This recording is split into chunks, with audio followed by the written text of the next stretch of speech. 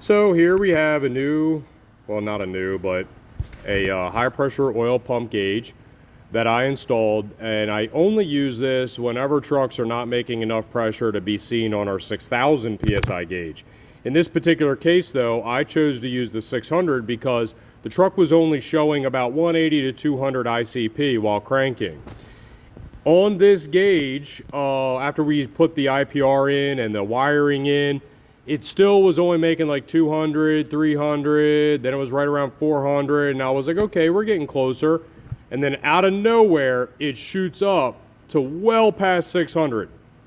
Well, this is a very expensive gauge. This gauge, I don't even remember exactly how much it was, but if I recall correctly, with the little adapter, it was over $100.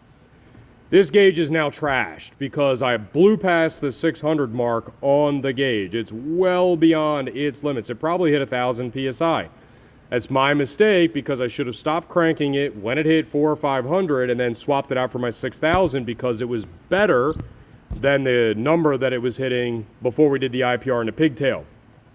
Now, the reason I didn't have the 6,000 psi gauge on there is because with the old IPR and the old pigtail, it was barely even moving the needle, and I wanted to make sure that I scaled down the scope of my gauge.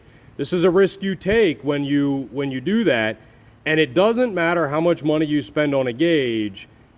If you run a gauge well past its limits, it's going to break. It does not matter how expensive the damn thing is.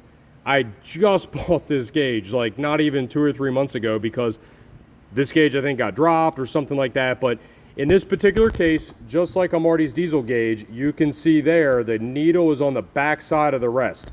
It's never going to go back around to the zero where it belongs because it's now broke. Is it the gauge's fault? No, it's my fault because I ran the gauge well past 600 psi.